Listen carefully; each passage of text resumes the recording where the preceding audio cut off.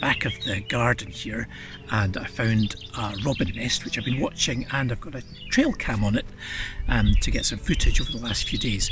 So I'm going to do a quick demo painting of the robin as it's been going back and forward to the nest, and I'm going to show you how I build up a watercolour study into a little sketch like this, just step by step. So join me. Well, I'm lucky that the robins are back and forward to the nest and in the garden all the time, so I can build up these sketches step by step as I'm watching them, and they're always going to come back so that I can do a bit more of the drawing.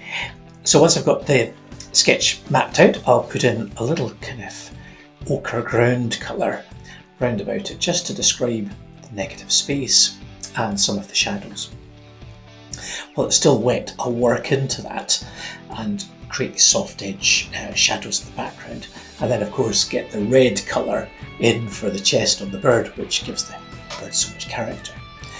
The next thing are the really strongest shadows, and these describe the shape of the bird above it as well. And I'm working with some quite dark colours into the shadow on the bird because it really makes the red on the chest punch out, and that gives a kind of high contrast effect, which I think is going to be really striking in this painting.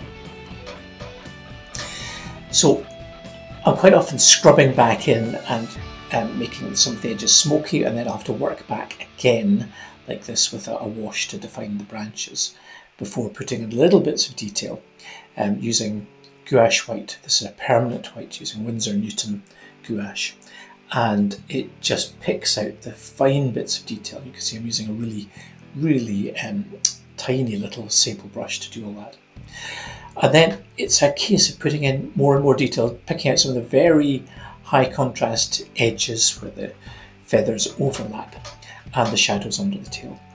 And then what I find very often is I have to go back again and rework some of the bits that have been slightly smudged by my working over in the first instance.